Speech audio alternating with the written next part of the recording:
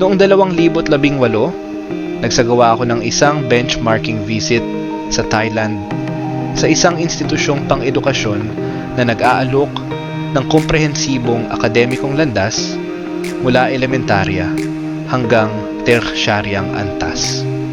Ang universidad ay may humigit kumulang 65,000 mag-aaral at kinikilala sa pandaigdigang antas bilang may-ari ng ilang produktong at serbisyong ginagamit sa buong mundo. Sa pagbisitang ito, nagkaroon ako ng pagkakataong makipag-ugnayan sa mga administrador ng Panyapiwat University na ang pamumuno ay nagpapakita ng malinaw na estratehikong ugnayan sa pagitan ng edukasyon, industriya at pambansang kaunlaran. Isang mahalagang obserbasyon ang matibay na pagbibigay diin ng institusyon sa pangangalaga ng kultura at pambansang identidad. Sa kabila ng mabilis na modernisasyon at mataas na antas ng integrasyon ng teknolohiya, nananatiling malalim na nakapaloob ang mga pagpapahalagang kultural sa kanilang balangkas akademiko.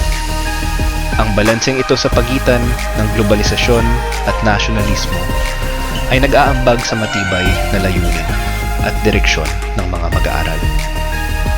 Ang kurikulum ng universidad ay malinaw na nakatuon sa negosyo at entrepreneurship na nakabatay sa experiential learning at mga praktikang nakaugnay sa industriya.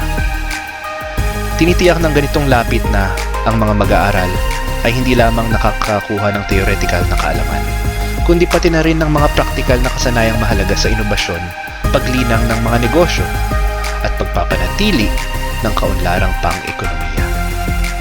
Mula sa pananaw pang-edukasyon, ipinapakita ng kanilang modelo kung paano maaaring magsilbing katalista ng pambansang paglago ang mga institusyong akademiko sa pamamagitan ng pag-uugnay ng mga layunin sa pagkatuto sa pangangailangan ng lakas paggawa at ng sektor ng entrepreneurship.